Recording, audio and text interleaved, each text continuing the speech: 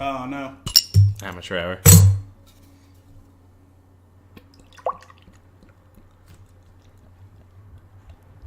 Hello, and welcome to Flix and the Six. I'm one of your hosts, Anthony Costanza. With me, forever and always, the man, the myth, the heptapod, Alessandro Bielsi. Say hello, Al. Now I'm finally starting to get the theme, I think. Yeah. This is what you were referring to. No. No? This is something else entirely. Oh, okay.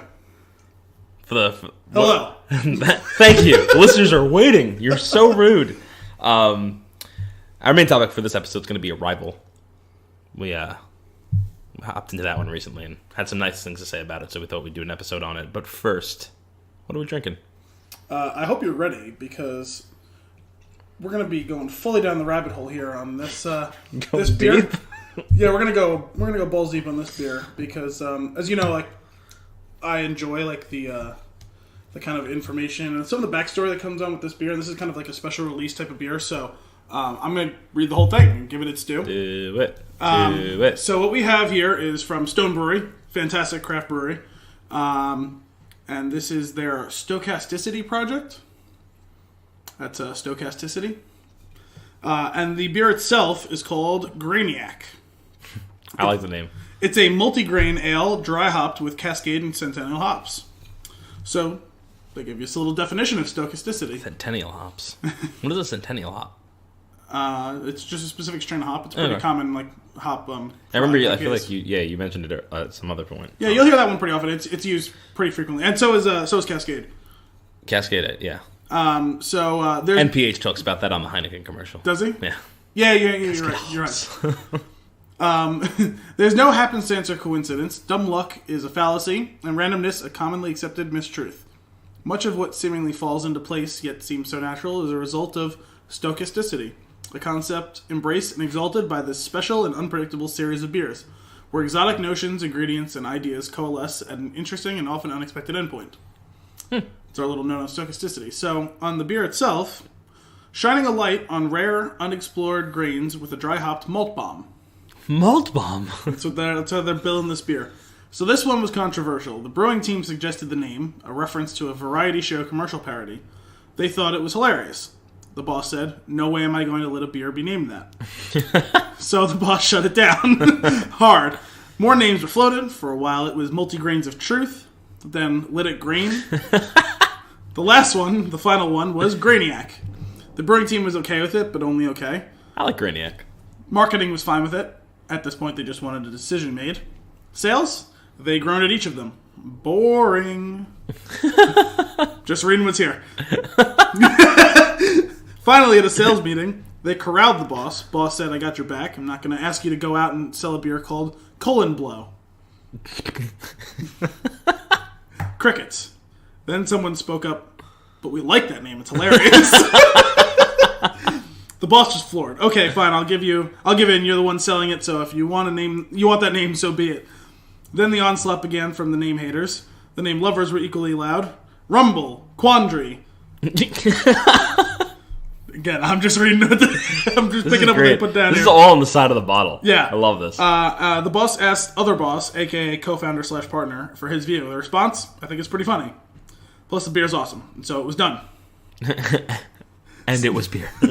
So the hop varieties they give us in this are Cascade and Centennial, and as well as Columbus and Chinook, also two pretty common hop varieties. The malt varieties, Chinook, like the helicopter, or whatever. The malt varieties, since this is the Grainiac, which is showing off all the different grains. You have Two Row Pale. Spoiler: no grains. Odd drink, actually. The grains we're talking about are the grains of wood, which is why this beer is so chunky. Chunky is an interesting word for a beer. Yeah, it's not a good one. Although, if you remember the last episode, do you remember that? Was it I think a lotto commercial from about 10-15 years ago on the radio about this guy who won the lotto and he always wanted to brew his own beer and he didn't know the first thing about beer, so he starts adding all of the different things that he thinks go into beer. Right. And they do like we do at the start of this, where they crack open a can of beer and they pour it, and you hear it like glug, glug, glug, and it says the world's first ever chunky beer. Oh, man. So the malt varieties, getting back on track, are two-row pale, white wheat, grouse malted millet, grouse malted buckwheat. Watch your mouth. Cara rye. If you want me to watch my mouth, you're going to love the golden naked oats. Ooh. And triticale. So, a malt bomb, if you will. A malt bomb, indeed. Cheers. Pretty color.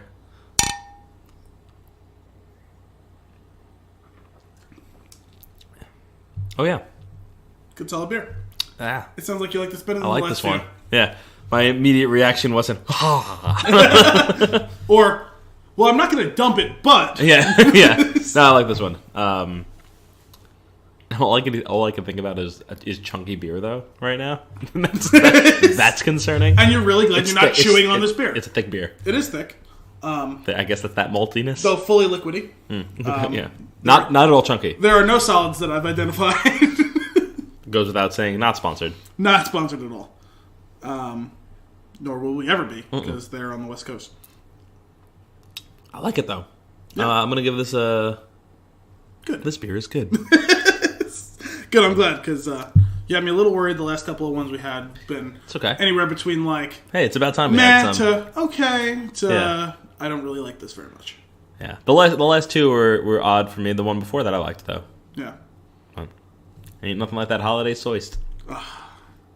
Actually, it is kind of like the holiday soist. There's flavors in there that I recognize. That's soy sauce. Always in sauce sale. Actually, I don't. I mean, outside of none of these are in the holiday soy stale. None of these malts are. Put them all together, though. One. When you combine the powers that be, with our powers combined, we're just beer. All right, let's get into the sixth part of this Flix. Oh wait, nope, done with that. Moving on. I mean the Flix part of this six. Explain about it. So that is not what happened. The Flix part is going to be about Arrival. Really? After all of that, It took me a minute. This is Ron Burgundy making it Tits McGee, and she said she handles it with a plum and says, she shut me down. She goes, I don't know how to react. Oh, Tits McGee's on vacation. I'm Veronica Corningstone, and then Ron goes, and I'm Tits. I'm wrong. I love that scene. So we're here to talk about Arrival. We finally arrived at the topic of Arrival, right? Which I don't know if you recall. It was up this year for Best Picture. Not to bring it back to our Best Picture talks. Well, it doesn't. Well, I mean, I don't mind that because we discussed how we wanted to see and just didn't get a chance at the time, and we finally made up for that. Mm-hmm. Overall, this is the non-spoiler part of the movie. Overall, good movie. I suggest you go see it. Yeah, really good. Go see it. Go pick it up. Go rent it. It's on Redbox. Don't go just see it because you could probably sit on your couch and get it. Yeah, it's on Redbox. That's where I saw it. Like R.I.P. Blockbuster. And it's on demand too. I'm pretty sure. So if it's on Redbox, it's got to be on on demand. I mean, I rented it on Prime. Okay. Amazon Prime. So definitely go and see this because it is really good. It is thought provoking. It's the type of movie that it was unexpectedly good. Yes, in my opinion. It's one of those like slow burn type that I really like, that sort of suspense angle where it's not just dripping with like, oh my god, is there a jump scare coming up or something? Well, which there is a couple of shocking moments, right? Sure. But no, it's the idea of they tackle fear in a good way in this movie, an interesting way. Fear on the micro and macro level, Yeah. right? You know, all the different types of fear that are associated with the human condition, associated with the Associated with the human condition. So yeah, if we want to do it this way, which I agree with, by the way, non-spoiler before we go spoiler. Let's get to the whole communication thing because it sounds like that's something we want to talk about a lot. It is. Because we can talk about a lot on the front end without being spoiler-free. Yes. Come back Okay. Yeah. to That's fair. We later. can do that. That makes sense. And also, just a quick. Sorry, I heard the beeping in the background. There's a truck moving somewhere. Yes. The quick thing. So this movie is Hawkeye and Lois Lane talk to aliens. Boom. That's it. Marvel DC crossover. Got it. First time ever on the big screen. But so communication, which is like the underlying theme throughout this entire... Yeah, the nature of communication and how we succeed and how we fail and what the stakes and the costs of are in those cases, whether you succeed or fail. Mm-hmm. And it's great because I think it was, it's revealed through the human alien. This is not a spoiler. If you didn't know that this is about aliens, I don't know what promotional material you saw. Right. I mean, I thought they talked that big rock. Admittedly, they don't show the aliens floating rock movie in the trailers. But if you haven't gotten the idea that this is a spaceship that's landed on Earth, then I don't know what you were watching. Sorry. But it's funny because the idea here is, we're learning about humans trying to make first contact with an alien species that's landed on Earth. But that's not really what the movie's about. Mm-hmm. The movie's about revealing the nature of which we interact with each other. Yeah.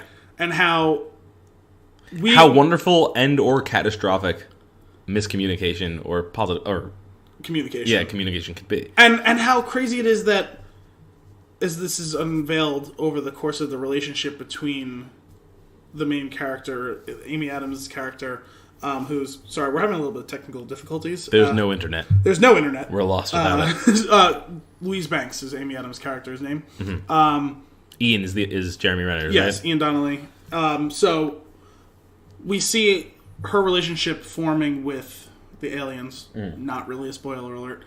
And how that, despite how much they struggle, is easier than communicating with other human beings. Yeah. Whose languages we understand, who we have a basis of comparison with, even with the broader global approach that this is kind of revealing is how international strife is, right? Mm-hmm. You look at the hotspots around the globe and how our governments interact with each other.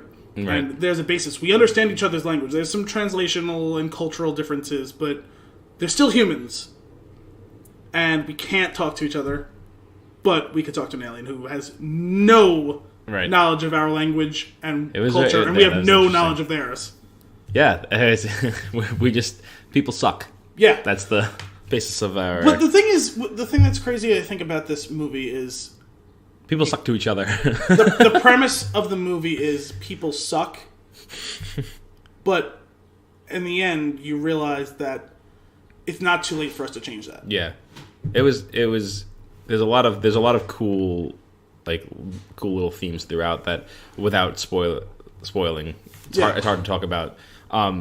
So before we get into just again reiterating, if you're into a thinker of a movie, not necessarily that you need to think to get through the movie, but it's one of those ones that kind of sits with you afterwards. And you think it's gonna about make things that you have happened. think about life in general. It's one of those. It's a good. I really enjoyed it. I was taken by surprise because I didn't expect it to be as good as it ended up. Yeah, and I mean, if we're talking here and you're thinking, oh, it's a movie about people talking to each other, that sounds boring. It's really not. It's not. It's exciting. Like the 50,000 foot view of this movie is it's about people learning how to talk to each other, and that doesn't sound super interesting. Yeah. I promise you that it is. I promise you that the way that they show you this, it really is. Mm-hmm. It's So go see it, and with that we will dive into spoilers a bit. I'm okay with a that. lot. Let's do it. And nitty gritty. The other part of that communication is, wait, sorry. The spoiler is done. We're going. We're going for it. I was actually just gonna jump right into the fact that there's elements of time travel in thought. Yeah, that took me a while to wrap my head around during the movie. Mm-hmm. We find out that the and the way we get to that reveal. Yeah, that was really well done. But there's the communication pattern of these aliens is... Can we stick with communication for a bit? Circular. Before we get to that? We can kind of circularly get in and out of this whole thing, but I definitely want to continue harping on the communication aspect of this. Yes, absolutely. Yeah.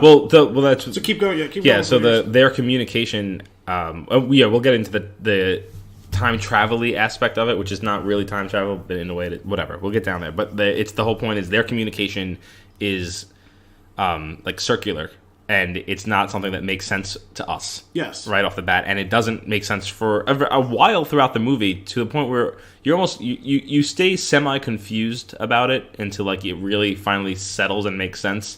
And I think that's what was cool about it. for me with the languages is that it's not just another language; it's another way of communicating. It's not, and it's not just that. It's an entirely, to this point, to us, unbelievable form of thought process that you have to fundamentally alter the way that you think in order to embrace this level of communication. Yeah, in other movies you see like symbols. Cool. And other movies you'll see that there's like telepathic communication. Great. In this one, it's not telepathic, and it is symbols, but the symbols are not your straightforward symbol. It's very different. Yes. And that was a really cool, just a new way of thinking about communication in general. The idea of a universal language, right? Yeah. That's something that, like, they certainly didn't confirm that, but the way I read it is almost as if this isn't their language. Right. Right? That's how it seemed. This is like an advanced language. Maybe on the surface of it, they're teaching it to them, and that's the way they think and speak. So that's it. Yeah. I don't think that's necessarily the case. I think it's something that, like, if they've found like the number pi, or like the number phi, like they found a universal constant and have embraced and accepted it as their own, and are trying to get other species who they see potential in to do the same. Maybe, yeah. But for me, it's like you might not know too much about programming languages, but you go from binary, which is very simple, but like if you want to achieve something great in that, it's tons and tons of things that you probably wouldn't be able, like tons and tons of single digits that you probably couldn't handle in a lifetime at this point to like write something directly in binary. So you come up with assembly language, which is built on top of that, which will compile down into it, and then we come up with these high-level languages that allow you to go even further. And that's how this feels, because their way of communicating is not just words;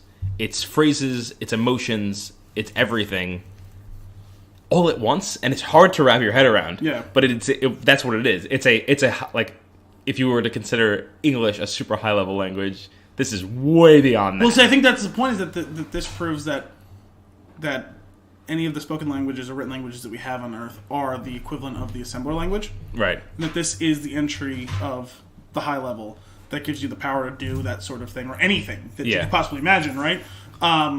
Where when we started at the dawn of our consciousnesses with, grunts and cave drawings is your machine language, right? And then you have the assembler language of the... That's a 1. Yeah. No sound is a 0. And the sense that that this form of their language is timeless, because everything, even though you hear people who think they're very philosophical, time's a construct. Sure, yes and no, I get it. That nothing obeys the quote unquote laws of time, but we do. It's because we need that point of reference to have any ability to communicate and understand each other. Mm-hmm. And this, so the past, present, and future need to be clearly delineated for us to understand each other when we're referencing or trying to do anything. But with them, the time was no longer the most important factor. Time is a constant to them. Right. When you hold time as constant, it allows you to see anything along that timeline, which, like you said, is not time travel, but the ability to see the future. And this is where I remember I brought up to you when we were discussing this a little bit, actually last night before, not even the pre-show, the idea of the Matrix. Right. In the second one, Reloaded, when he's discussing when he's discussing with the Oracle the nature of his ability to see the future. Right. And you wonder how or why he's been gifted this ability, although his future sight is within the Matrix. So there is that basis of it's within the universe that he's plugged into. So if you want to go with the fact that maybe he can read the code and the way it's all leading, and he can see where it's funneling, he can see farther ahead than most other people can, right? Right. But there's the idea of, she tells him when he says, I can't see past Trinity falling off the building, I don't know if she lives or dies. Mm-hmm. She says, we can only see as far as the choices that we understand. Right. So you've made a choice, and you don't understand it yet, and that's why you can't see past it. Yeah. And it's like... I tackle that really well in this movie. Right? Like, I thought that was really similar to this, is the whole point is your understanding of the language, because we see that whole thing, remember, we're fully in spoilers here. She can't see past the conversation with her daughter, why her husband left. Yeah. And when she finally understands that, as she's explaining to her that she doesn't explain to her that she has a disease, but she explains that conversation happened with the disease, and she realizes, oh, that's how I fucked this up. Right. I told him that our daughter is going to die way ahead of the time. And she understands the choice that she had made, and now that she understands it, she can see past it to where that goes from there. Yeah. So the whole idea of, like, choice and understanding the choice on this nonlinear timeline, and how that all, like, ends up, and, like, that's the logical progression, is understanding the choices as opposed to understanding the point in time. I thought was kind of a cool way to look at it. Yeah. But that wasn't the only thing that we had just, like, that we were interested by with the whole communication thing. You were really interested about the power of communication and what this talks about? Yeah, the power. So there's the power and responsibility specifically, like, kind of together. Yeah. I'm gonna just touch on... They are two, like, link together, sure. The responsibility portion, because there's a scene in the movie where she tells the story about the word kangaroo, where we were trying to interact with these Aborigines in Australia and pointing at this kangaroo and asking, what is that? What is that? It's funny, when you first brought it up, the kangaroo thing, I was like, it was like really drawing a blank, and once I thought about it, I found, I was like, oh, that's right, she told the parable of like this sort of situation. So, like, she's pointing at this animal, asking, like, trying to ask what it is, and they're saying kangaroo, and she says, so that it's called kangaroo, but they find out years later that what they meant was, I don't understand what you're saying. Which is really funny, because, and then the guy walks out of the room. He gets, like, the point that she's trying to make. Like, she was telling Donnelly this, or Ian Donnelly? No, she was telling Forrest Whitaker. Forrest Whitaker, you're right. The Forrest Whitaker type. No, the I himself. Wow. She was telling him. She was telling him, and the whole point was she was like, she doesn't want to rush attempting to understand their communication because otherwise you will miscommunicate, which is a big thing. Yeah, and so, a big thing in general and in the movie specifically. Oh yeah, for sure. And so, but this is where responsibility comes in. As soon as he walks out of the room, Ian, the Jeremy Renner character, says something to her, and she's like, "Yeah, like that wasn't true." Like, she straight up lied, and that was a bold move. She's doing it for the greater good, but there was an impact there. Like, there's this basis, this lie there that could be potentially catastrophic if you really think about it in the grand scheme of things. Yeah, because they're building their whole foundation on top of this unsteady ground. Exactly, which is concerning. Yes, but like, she genuinely believes that she's in the right, and like, she came up with this story seemingly on the fly. Also, how conniving are you? That was interesting. So now this part, actually, maybe you'll remember a little better because I'm forgetting that story that she told. Was that right after, like, the first or second time they talked to the aliens? I believe so. Because, as you were talking about it, I was thinking, was that at the point where she started... Because it's a big reveal when he asks her whether or not she's starting to think in that language. Yeah. Because that's when we're kind of clued in more to the implications... not the implication in the Always Sunny manner. Because of the implication. But the implications of what this could mean. Like, that's the first time we're getting introduced to it. So, but this is before that then. Yes. That's what I thought, this is early on. But I wasn't 100% sure. Yeah, for sure. This is early on. And now, it's funny, because I had this annoying thing that was bothering me about because this whole thing is about communication. Yeah. And I don't know if this was like maybe it was trying to hit on some meta level, but I actually took a note down that just said sound mixing and editing towards the end before we started talking about this, because I wanted to bring sound mixing, because I wanted to talk about it, and then because it bothered me, and then I realizing now in the midst of this conversation, it might be relevant. So when they first go into the ship, there's these strange loud noises here and there, throughout it, and it annoyed the hell out of me because it was not clear to me.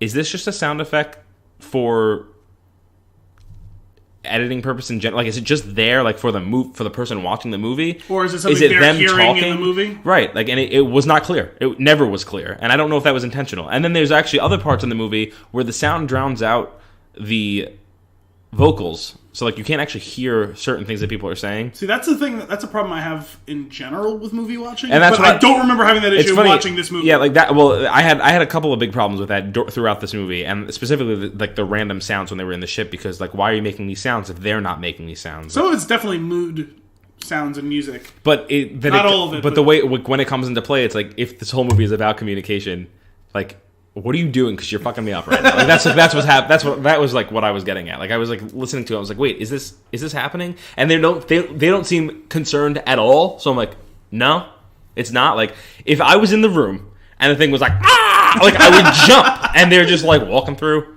like no big deal. And like that was curious. Yeah, I guess I could say, yeah, I didn't have any such experience with it, so I'm not 100% sure what you're referring to. There was definite choices made in the audio, like mixing and stuff like that. Mm-hmm. Like there was both from like the mood standpoint, like some of it is supposed to be the music and the sounds are almost like a character into themselves, and then just kind of just general backing stuff too.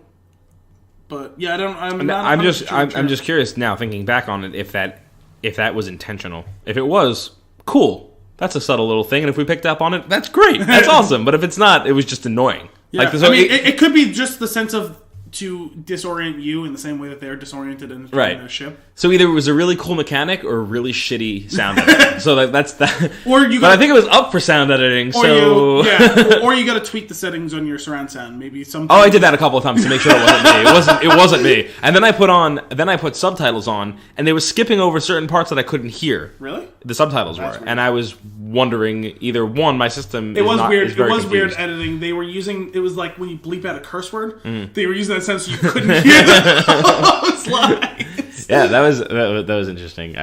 I'm curious. I really I want to believe, because I really did enjoy the movie. I want to believe that was intentional, because that would make me feel good about it, especially if I uncovered that. Yeah. Really don't think that's the case. I really think it might have just been bad. Well, before since we were talking about the kind of the dual nature of power and responsibility, the power of this communication, which I think there's kind of like two ways or two different like branches to talk about with this. Start with a little bit of like the more mundane version of it, which is the power of the choices made and the communication between the humans when dealing with this. So remember there was it like 9 or 11 ships or something like that? 12 ships that landed around the world. And the one that we hear the most about is the one in China. Yeah, and Russia, right? But mostly China, because it's the General Shang character that we hear the most about, because they're the ones that they say, like, for instance, like, there was one that landed, I think, in Venezuela, and there was one that landed somewhere in Africa. I don't remember. It might have been Nigeria. It was some African nation. I don't remember which one. And how they were taking the lead of the Chinese. Whatever the Chinese were saying they were going to do is the posture they were holding themselves. And this is the whole microcosm of what this story is trying to tell, right? That you would think that we'd be able to put aside our petty differences with, there's aliens. Yeah. And it's something that, when I was younger, the rise of alien movies, like talking about Independence Day and stuff like that, I didn't really think about, because, I was 6 and not, sophisticated enough thinker to think about this sort of thing. But where it was driven home to me more was in the movie Signs, with the idea that if an alien ship lands on Earth, we're already losing if there's a battle. Right. Because if they can get here, and we have pretty damn good telescopes and other sort of scanning systems. Right. We missed that. If we can't tell where they're from, that means that their technology is so sophisticated that they can either A, hide themselves from us, or B, travel distances so far that we can't see. Mm-hmm. And it's a triviality for them, which means that if it comes to war, they're going to kick our asses and not think twice. Yeah. So the fact that humanity is still going to fight petty battles over who gets to tell who what and what we're going to withhold from each other under these sorts of circumstances is really concerning. And that's where you talk about like the power of communication. Our active choice is to keep every breakthrough that's made with these aliens. The Americans try and put forth a good faith effort with the other nations of the world, saying, hey, this is what we learned, and they won't trade back what they've learned. Right. Which is a central plot point here, right? Because the Chinese adopt an aggressive posture. They're going to attack the aliens. Right. And we're like, no, why are you doing that? We're making progress, and they haven't done anything untowards towards us yet. Mm-hmm. Like, outside of that one weird thing about we're going to give you weapons, or we want your... What was the... So line that... Abort and Costello. So that's not going to die. Credit where credit's due. So there's Abbott and Costello are our aliens. Yes, the aliens in the U.S. And I'm trying to remember exactly what the line was. So Abbott and Costello, they're communicating with Jeremy Renner and Ian and Louise. I'll give them their character names here. Yes, and they say offer weapon. Yes, that was the first time that it was Banks, right? Is her name? Louise Banks. Yeah. Has the confidence to finally broach the topic, because that was something she talked about for a long time. Once they made peaceful contact and spoke to them, she didn't have the confidence to do it at that point. No. That's what I'm saying. Is it took her a month or two? Yeah. To have the confidence to finally ask the question, "Why are you here?" Yeah. What are your intentions? Right, but like I said, she didn't have the confidence to do it. They forced her to ask the question. Okay, but either way, the point was she pushed back hard up until that point. Mm-hmm. She finally gave in. Yeah, because she realized like what was being communicated. Yes. By the other the powers that be, and they were gonna fuck stuff up if we don't get answers. So because they were gonna replace her with a new lead. So Abbott and Costello, they're talking to them and they say offer weapon, and the military men in the room are like, oh fuck, like, they're gonna kill us. Like they're here to fight us. That's great, because even the most optimistic of them are like, they're gonna offer us a weapon? Yeah, exactly. Do they want us to offer them a weapon? Right. Or, and then she goes, well, they go back down. Is that a challenge? One of them said that's is that a challenge? Yeah, exactly. And that's bad communication. That's a miscommunication that can go but horribly wrong. You can totally understand it too, right? Like, offer weapon, like draw swords. Yeah. Right. So she gets back down, they're like freaking out. You heard them, offer weapon, blah, blah, blah, they're gonna kill us, blah, blah, all this stuff. And she's like, they haven't killed us yet. Weapon could mean tool. We don't know their entire language yet. Relax! You know what I'm saying? So Abbott and Costello say offer weapon, and she's like, maybe it's tool. And he goes, tool? Are you sure it's not weapon? Like, they want to kill us. They're saying weapon, they're going to use it against us. They're going to kill us. She's like, no, maybe they just want to teach us something. Maybe they want to give us a tool or give us a weapon. Who's on first? I don't know. Third base. That is perfect. That is exactly. That's what happened there. Like, and I think that's. I imagine that's why they called that. That's a situation in like the 1950s movie, where like the guy slapped the woman for being too hysterical, or Clue. I had to stop the screaming. And she would have turned around and smacked him upside the head. I love and said, I had to stop the rambling or whatever. Would have been perfect. Although, while there was a couple of like kind of funny, quirky lines in this, not that sort of movie. Yeah, I don't know. Yeah, but that's. I mean. That was the big one, right? It was the weapon. Could it be tool? Could it be weapon? Like, are they here peacefully? Yes, is the biggest question. And it's funny because like the military guys are like there to think like, okay, we need to be very defensive about this. And she's like, what you brought up earlier. If they wanted to kill us, we'd be dead. Like, unless they're just here to fuck with us and have play games. Like, look at them all scurry around. Yeah, look at them. Can't wait to blast them apart. It's just like a little kid looking at an anthill. Yes. Yeah. In the moments before they turn on the magnifying glass, there. Yeah. Look at them all running around. It's funny. They don't even know what's about to happen. I'm gonna burn them. Just fire everywhere. Yeah. And I thought like the whole concept of them trying to broach the topic, not even to broach the topic, to get to the point of even one simple word, one point of commonality. Like, we have enough trouble communicating with people around the world whose languages we have a basis to translate for. Mm-hmm. And with them, there's not one shred of commonality that we can find. They could be from different solar system, could be from different star cluster, they could be from a different galaxy. And the physiology and the culture, they could have had every single word in common with us in English, and every one of those words might have meant a word that's different than what we meant them to be. So, even the first step of trying to introduce or extract one word from them, mm-hmm. or one symbol in the case that they didn't have, speech like that we have, you know what I mean? Yeah. Where does it start? Yeah. Like, even if you're like, say something as simple as, oh, I have a chair. Maybe they don't sit down. So there's no, like, and even something as simple as me, when you're pointing and she says like me or like her name, well, what are you saying to her? Is it me? Is it my name? Is it human? Is it girl? Like, what are those? Those are just the four of many options. She's like taps. She's like, is it chest? She's like Luis, and then Ian's like Ian, and then they write something on the wall, and they're like, We don't have time for this shit. Like, that's what I'm seeing in the circle. In 3,000 years, we're going to die, and you're showing me how fucked up this whole situation is. Which, I want to get to that a bit, too. The whole idea of them seeing the future because of their understanding. And that's the whole point of this.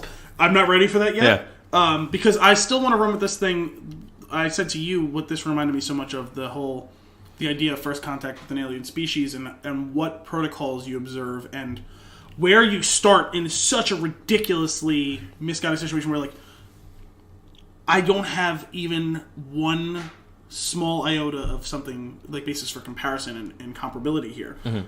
And it reminded me a lot of playing the Mass Effect series of games where you initially have some basis where there's all these alien species, and the technology aspect of that I thought was really cool. So the way it works is they have these software programs that have preloaded, when I've already seen some of the beginning of that on our own phones now, where, like, you can listen to something and it'll kick back to you the definitions or, like, the meanings of it, and that gets it wrong a lot. Sure. And it doesn't operate in real time. There's a big time lag. Whereas something like Mass Effect takes place in the future, and you're on the galactic plane, and it is nearly in real time. Downloads what the person's or the creature is saying. Translates it with inflection. Translates it with inflection. Yeah. Uploads it in emulated voice that you have some idea, some context for what the person is saying. Such a cool concept. And it's funny because even that has pivoted in with the newest release of Mass Effect Andromeda, where we travel to a new galaxy, and you're going through this exact situation, and you run through the same problems. They jump over that hurdle faster, but you run into your first alien species, and you hear them yelling and don't understand word fucking one, and you have the top end translating programs trying to make some attempt and seeing, like, what are they referencing? What are they saying? And you go through. It's a cool thing. You said you started the game too, right? Like, the whole first mission, you don't understand a word that the aliens say, which is a cool thing, and they show how that handles on with the game. Oh, cool. Further on, because that's about as far as I got. So between that species and another one, they show an example of good and bad first contact, and how the translations ultimately work, so we can get a point of commonality to communicate, even if we don't necessarily agree on things. Whereas this one, and it shows that on a much slower, like, timeline, right? Because it takes them a month or 2 months, whatever it was, for them to get to the point of, why are you here? Mm-hmm. You spent weeks, Ian, Louise, Chair, Apple, Abort and Costello, right? Like, how long it took to do something like that. I thought that sort of thing was handled really well, having this one other medium that kind of tackles that sort of thing. And it's like, you understand, even you and me both speak English, and we've known each other since both of us had conscious thought. Yeah. Being that we're cousins and all. And there's still going to be times where there's still times now where we don't understand each other. I'm hard of hearing. What I mean? If we're in a bar and, like, someone comes up to me and asks me, like, a waiter comes up and asks a question, sometimes I don't hear a word you say, and I feel like we speak two different languages. Right? I have no idea how to react. And if am I gonna? Because I also don't want to insult somebody. I hate to insult. So, like, I'm like, I don't know what to say. Yeah. And it's like, and you think about it, like, the two people who live in the tri-state area for most of their lives, who speak the same language and are of roughly the same age and culture and understanding and education, can still quite often misunderstand each other. And then you extrapolate that out further to talking to someone in China or Russia, how different those things are. They're still humans, and we understand each other even less. Yeah. And the idea of trying to understand a creature that has zero cultural basis that's the same as yours, zero physiological basis that's similar to yours, and completely different worldview. You see the whole thing with their language, the way they think non-linearly, that's as far from it's as apple and orange a comparison as you can come up with. And two living creatures. Yeah. It's crazy. It's like trying to talk to a dog. Except the dog's really smart. Woof, woof. God, the house is on fire! Like, that's what he's saying. Oh, man. No, it's really interesting. Like, that's what I'm saying. Like, this movie sticks with you after the fact, because you're thinking about how complicated the scenario is. Talking about, there's, like, all the communication issues in general. So, like, Jeremy Renner, Ian, his character we brought up before this show, we were talking a little bit about it, how he doesn't have a lot of dialogue. No, I was surprised a little. And when he does have dialogue, at least twice, he mentions how he's bad at communicating, which I was like, that's where like it drove it home for me. Like the first time he said that, I was like, that's what this whole movie's about, isn't it? Yep. And then it was. And although, to be fair to him, because I feel like that's not that you're dismissing him, but that even the movie kind of almost. But he's the one who makes the breakthrough with the other. It's the whole language. The closest thing we have to a universal language, math. Yeah. That's his speciality, right? And he's able to identify the patterns in that huge data dump that they give us in that one scene. It was like at the time when the bomb goes off. Yeah. And he's able to detect this pattern and corroborate, between the two things and realize time is the most important thing, although not in the way we think about it, right? Because we think of time as so important. They don't because of the whole nonlinear thing and everything like that. Right. So even though he's bad at communicating in the linguistic sense, he still has his own moment in the sun, right? Where he's like the closest thing we have, like I said, to a universal language is math, and math is what wins the day, right? Yeah. Well, yes. Like he's the one that, like you said, he uncovers like it's the whole thing, or at least part of it, because there's going to be 12. But what's funny about that too is he's super smart. Yes, he knows. But in the end, he has a hard time with the communication. Yes. And it's because it's that whole thing where she tells him, basically reveals to him they get married and have a kid at some point. Yes. She reveals to him sometime after the fact that their kid is going to die. Yep. But she has the kid anyway, and never told him that earlier. And he, we assume he obviously has some sort of breakdown because of that, and is no longer present. But that's layer upon layer of fucked up too. Yeah. Because the way it's presented to us, in the linear sense of like the chronological part of them going on, exploring this whole thing as she's learning the language, and the aliens are still on Earth. Because ultimately they end up leaving, right? The first thing she realizes, or the first choice she is able to decipher, is that she loses him because he tells her about the daughter dying. Right. Which is also comes shortly after she first realizes that these memories aren't memories, they're the future. And she's able to put two and two together and realize then that he's the one she's meant to marry. And then the final thing is when, at the end of the movie, when she decides to commit to being with him because she knows the future is for them to be together, she still goes through with it. Right. Because she still could have made a choice. Does she create a paradox if she doesn't? That's the question. Yeah. So, but I guess technically she would. But I think that the understanding of the language and understanding of what's going on, she understands that she has to do it. That is a tough one. Or that the choice, she's basically made the choice subconsciously before that anyway. Right. So this is just a reaffirmation of that choice.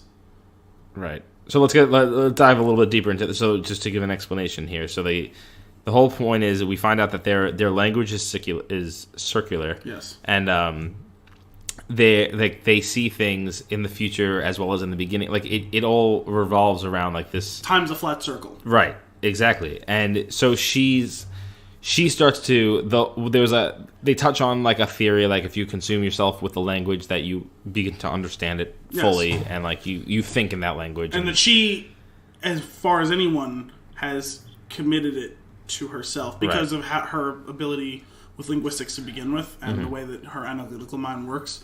Whereas Ian Donnelly's character, he gets just enough of it to do what he needs to do, but isn't fully committed to learning it in the way that she is, and that's what holds him back. Because if he did, he would understand. Right. He wouldn't end up leaving. You'd think, right? Probably not if he knew, or if that's the thing, he has to. Well, he has to because he doesn't commit to learning it. That's what I'm saying. Right, but if he can't at this point. That's the weird thing. Where's the decision in this case? Right, because you don't get to make it. To tell. That's where was it it's like bootstrap paradox, something like that, like that circle. So from the Astronomy Trek website, the bootstrap paradox is a theoretical paradox of time travel that occurs when an object or piece of information sent back in time becomes trapped within an infinite cause-effect loop in which the item no longer has a discernible point of origin and is said to be uncaused or self-created.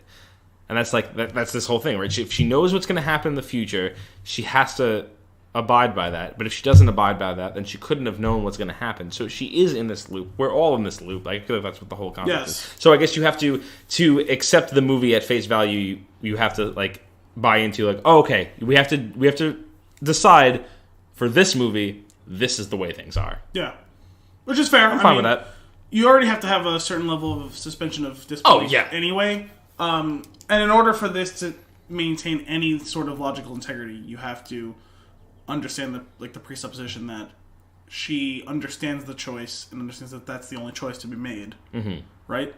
And that it isn't really a choice because the choices that she has made or is making are she's not consciously making the choice. It's a subconscious choice that's being made, and what she's doing is simply understanding the choice. Right.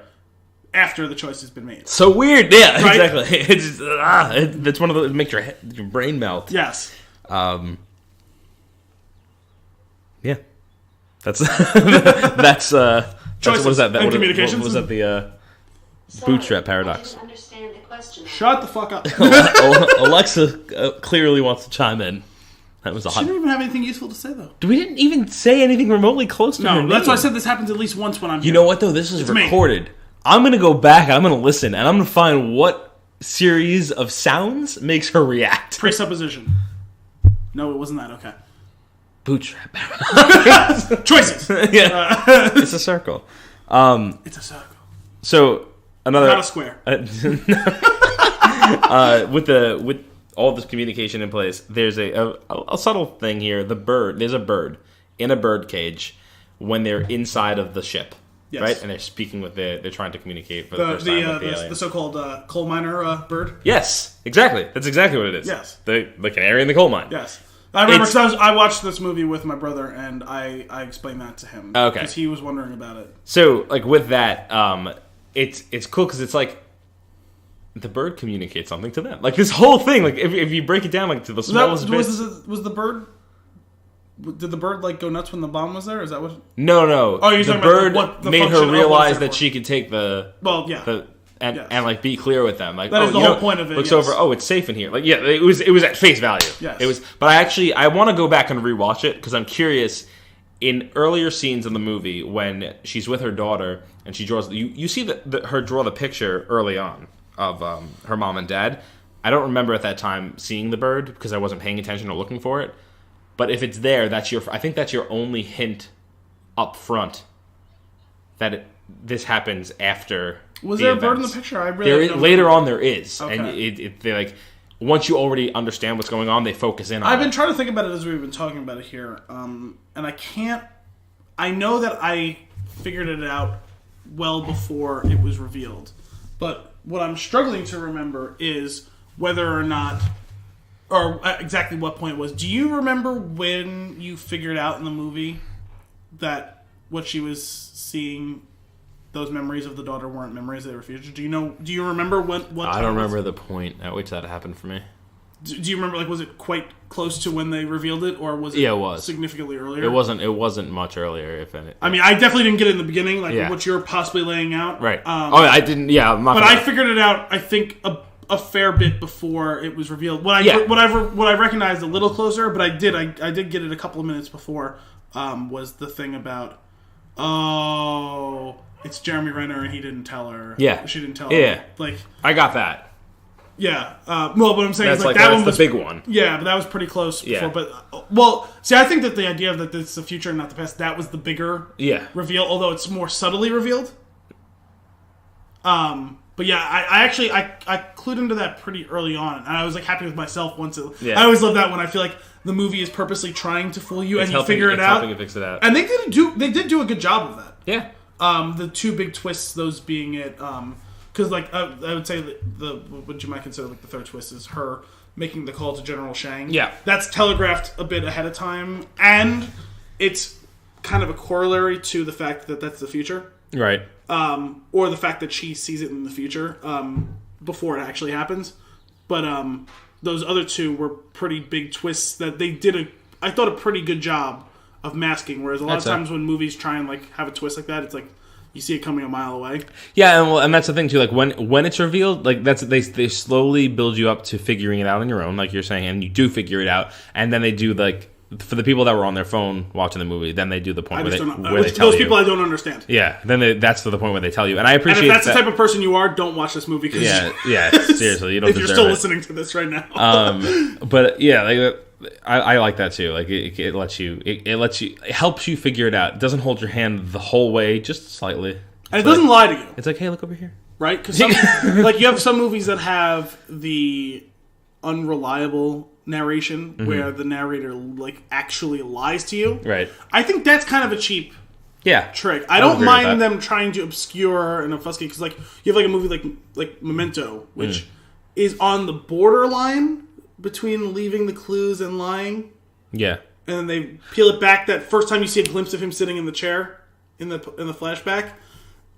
That's walking the hairy line. Yeah. The movies that like actually, and I'm struggling even now to think of one that is the case, but I know I've been there where it's like it's almost like you've been outright lied to. Mm-hmm. That irritates me because that's weak storytelling. Yeah, like Memento's a good example of what you're saying, but I just to point out that movie is hinged on the way that story is told, because it's an interesting thing, because that movie is, if you play it linearly from the point where the actual story begins at the end of the it's hard to if you start at the chronological story. It's still an okay movie if you really think about it, but then it's relatively easy, like the way that it's delivered makes it a brilliant movie. Yes. And like on my list, like it's up there. It's probably top 10. I'm really glad that was one of the ones. If we had the podcast at that time, that would have been we would have definitely done that. You have me sit down and watch it, and like we talk about it afterwards. Like that was a really good movie. I know you've said that you didn't love Insomnia per se, but I've yet to encounter a Nolan movie I didn't like. Yeah, I'm curious if you watch that.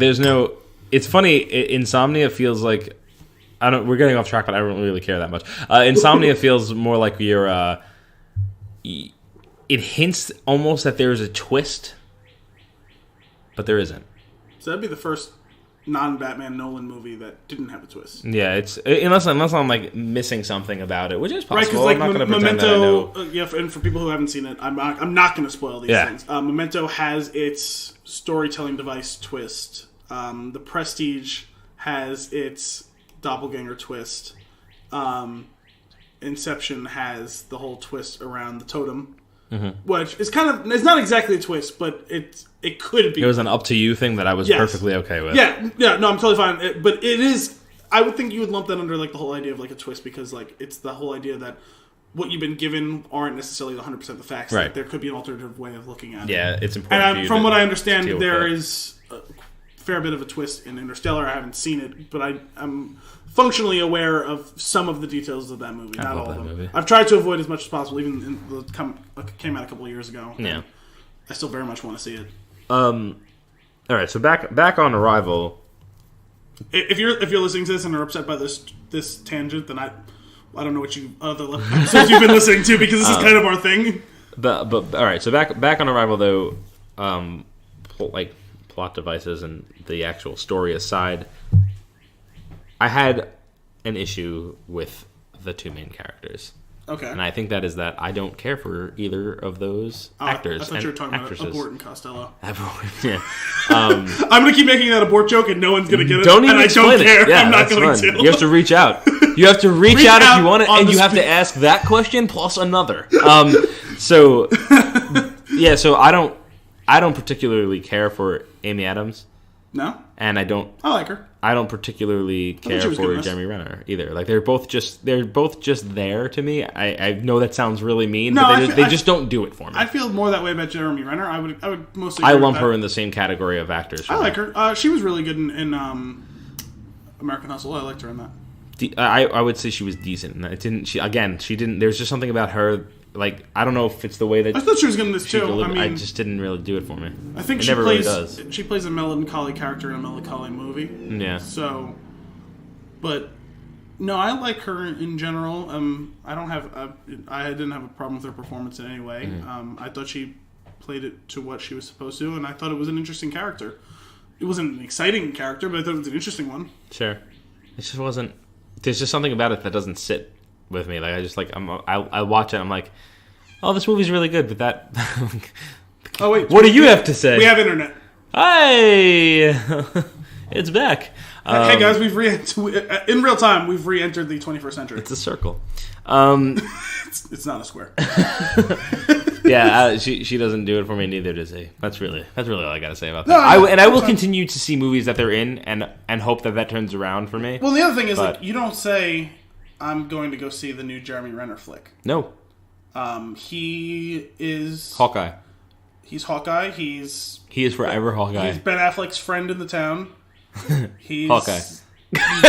He's Hawkeye in the town. No, he's Hawkeye in Arrival. He's douchebag Hawkeye. He's Hawkeye's that's right. Douchebag younger brother. Oh my god. No, I wouldn't say that I overtly enjoy his performances in general, but I don't have a problem with it. I think he does that role good of just supporting character Yeah. He's gonna show up and do his thing. Well, that's the thing. He's not like a Michael Shannon. He's a lunch pail actor. He's not there, and I go, I don't know if I want to see this because he's in it. I hate on this guy for some reason. I don't know what it is. He's your Ben Affleck. He is. When he's in the movie, it deters me from wanting to see the movie. Really? Which is upsetting. That much? Yeah. And Jeremy Renner is not that. If he's in there, I'm like, okay, this is just a fact. Yeah. It's neither a positive or negative impact on my desire to see this film. He's just to use sports parlance, he's a jag. If he was, just a guy. Just a guy. But if he was the main character, I don't know that I would necessarily feel upset. I would just be like, okay, if he wouldn't the rest, be the main character. I guess that's true. Because he couldn't carry it in the leading role. How was he in that Bourne movie? Didn't see it. His birds are going nuts right now. Yeah. Are we about to die? Oh, are we in a coal mine? Are they freaking out? Are we in a coal mine? No. Let's worry when it goes silent. That's when we'll freak out. No, but even Jeremy Renner in the Mission Impossible movie, he was fine in that. Yep. You know what I mean? That's his role. He's the right-hand man. He is supporting actor. Yeah. Jeremy Renner. He is... But it's unfortunate, to too. Bring it back, I feel bad. To bring it back to fans of the podcast, he's Hugo Weaving without Hugo Weaving's acting chops. I totally think Hugo could handle the leading role. Yeah. I don't think Jeremy Renner could. I didn't see the Bourne movie because it wasn't Matt Damon. It wasn't... Matt Damon. Yeah, Matt Damon. It wasn't a real Bourne movie. And those movies are... I have enough issues with them as it is because I am a huge Robert Ludlum fan and I loved the trilogy of books. Right. And those movies are not those books. It's not even they change things. What? The first movie is 50%, maybe less accurate to the book, and the other two have no basis in anything that was in the other books at all. So okay, to get that little bit of rant out there. I can see the rage behind Al's eyes. Oh, it is. No, they butchered those. They butchered that story. I think that's that. There's one other funny thing that it's just a communication again. It's universal sign for hey, look out. You point at something you're gah, thing, which depending on your expression when you do that, the person doesn't look, they know run. Yes. Run away. And Abort. If there's a bomb on their ship and he's tapping the glass, he's yo, hey, yo, and he's pointing, he's the thing, the thing over there. It's really funny, and it's for whatever reason that one tentacle has so much emotion as it's doing that, and then oh my god, the bomb goes off. Talking about and I'm so sad. Talking about emotion, and it was cool they used some sort of telekinetic power to throw them out of the ship. I didn't really get that. Didn't they? Or did the ship tip because they were they didn't run, they were thrown out. Yeah, I didn't really understand that. I don't know if it was somehow they pushed force through. That's what I thought it was. It was kind of a telekinetic burst. But that's the only time we see that. Yeah. And speaking of emotion, even you could feel the emotion when she comes and asks about whichever was Abort or Costello that died. Abort died. Did Abort die? I'm pretty sure. 90% positive. The only reason I'm second guessing it is you asked after I said he died. Well, I honestly don't remember. I just remember it was the one of the two. Yeah. And even in that moment, the thing just does this little tentacle thing and jizzed out its symbol. Yeah. And get inked. and it's even in that moment, it's wow, that was It's real. Yeah. Like, I can't read facial expressions. Yeah. I can't see it, like... Yeah, like I don't see tears coming down its, like, face. Like, and you feel the emotion of... Which they did a really good job. Like, that's communication. Again, like, they're communicating with the audience through this character that is not a real thing and making you feel something. Good job, guys. Right? Yeah. Like, I was like, oh, no. And what do you think? I mean, this is talking about, like that, no. Abort. Just call him Abort. Yeah, Abort. Like, since we're like talking about like the bomber thing, what did you think about that whole secondary storyline of people in the military? Like, not like about the military specifically, but like there was this talk about there was this factions of humans, not even like the fact that like the Chinese weren't being cooperative within their own agencies, like that they had people who just wanted to get rid of the aliens. Yeah. Like, no, I don't want to see whether or not they're friendly. Like, they suicide bomb because they didn't strap a bomb to the chest and run in there, but they fought their own compatriots at the bottom to make sure the bomb was going to go off in the ship. Like, what did you think about that storyline? Because I thought that was a curious way to go. You know what I think about that? It's like, there we go, fucking things up again. Well, like, that's how I felt. Human nature, what a bitch. Bunch of Spinchoons sitting at the bottom of the ship. No, they don't even get Spinchoons. They don't even get the honor of being called a Spinchoon. And yes, that insult is an honorific. Yeah, that bothered me. But it's just like, it bothered me, but at the same time, I'm like, that's about right. Well, it was because you were saying, like, yeah, good job. I thought that was a good way to look at kind of the alternative facets of the human nature, right? Like, that... So we have people in other cultures who aren't getting... Yeah, those birds are pretty... Canary in the coal mine. Yeah. It's great. We had the whole thing with, like, the Chinese aren't agreeing and being helpful, and the Russians aren't being helpful, and everyone's kind of got their thumbs up their asses. And we have people who are supposed to be on board here, right? They're part of this group. We've seen progress. Nothing's gone wrong. Yeah. And they still want to sabotage these things at their own selfish goals. And what even were those goals other than pure xenophobia, right? Yeah. And we're going to sacrifice our own lives and blow them up. And this is... God, you said up. That would have been a real different movie. What was the alternative? What was I going to say? Just stop at them. Blow those things? We're gonna blow them? I was like, whoa! We're going to blow those things? There was like a slight pause. I was like, where's he going with this? It's a weird movie. It was dramatic effect, okay? Miscommunication. Bringing it around. Time's a flat circle, man. I mean, as we've opened this discussion, I guess that's going to be our death blow, too. Yeah. Every time we have this conversation, we have to have the same way. Otherwise, the universe will implode on itself. I'm not sure what the consequence is if I go against my actions. If I did I do it in the past as well? No, you already made the choice when you opened that first beer. You just didn't realize it. It melts my brain.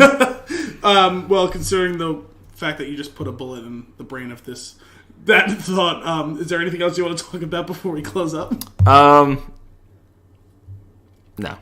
I think that's it for me. Okay. You have anything else there? No, I'm good. Alright, so that's been episode 7 of Flix and a 6, a Spinchoon production. Check out spinchoon.com to catch a new episode every Monday and a new article every Thursday.